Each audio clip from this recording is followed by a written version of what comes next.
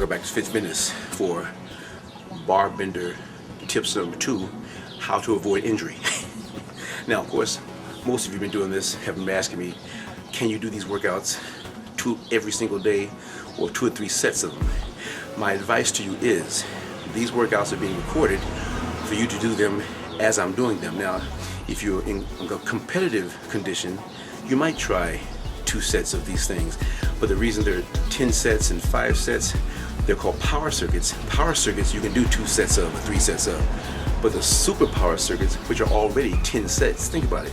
If you do that twice, that's 20 sets. I don't want you to overwork your muscles.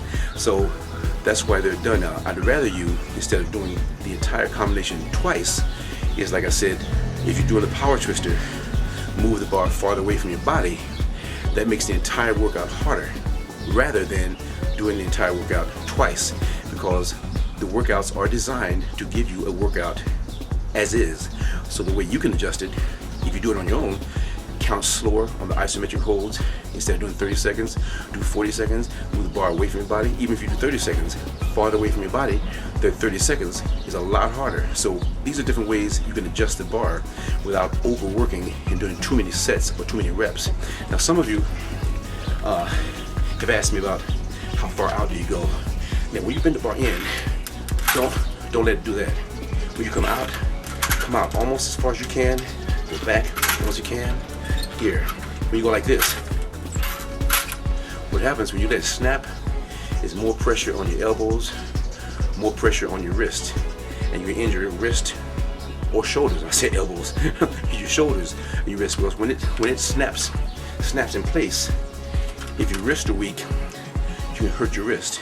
If your shoulder's weak, you hurt your shoulders, because each time you come to a stop and snap in place, you got to make sure you're in perfect alignment for bending it again. If you're not, you can hurt either shoulder, elbow, or wrist. So make sure the tension is constant here, here, here, and it never stops. That's one thing. Next thing, variation. Either bend it to here, U shape, and a lot of you are working on doing 100 reps. Now, do the 100 reps, like I said in my 100 reps, do it U-shape first, and then next time you do it, do 100 touch your fists, which are touch, touch, touch, touch. Now, when you're touching your fist for 100, that's a whole new workout, because you're really blasting the center of the chest. You can do either way, but I would suggest doing 100 reps in the U-shape first. Then, once that's comfortable, 100 reps, touch your fist. And then if you want to get stupid and go to 150 or 200, don't add until you can do 100 both ways. 100 U-shapes and 100 touch your fists. Okay? And then lastly, a lot of the newer bars, mine is pretty old, have a little strap on the end where you put your hands through. Please use the strap if you're a beginner, especially, because some people, the bar comes to life. I actually saw a person bend it, lose control, it turned and went bam, left hook right to the jaw with a power twister. Lucky they didn't knock themselves out. This thing does have a serious recoil. The strap's on the end, put your hands through it, then grab the bar. Now, those of you who are experienced, have a strong grip, or are advanced, don't need the straps.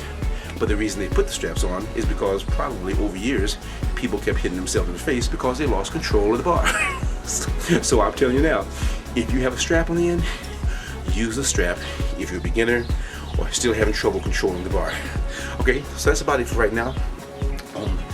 Power twister tips number 2. Those who have any further questions about workouts, danger points, just remember, the power twister workout, very similar to doing push-ups as far as the chest is concerned. It's not as a lot of you ask me, well, how big can I get doing power twister? Power twister is not a power device. It's a toning and endurance device.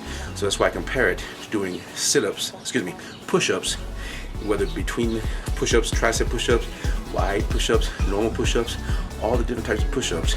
The bar bender is hitting the chest muscles the same way, and the lats and everything upper body.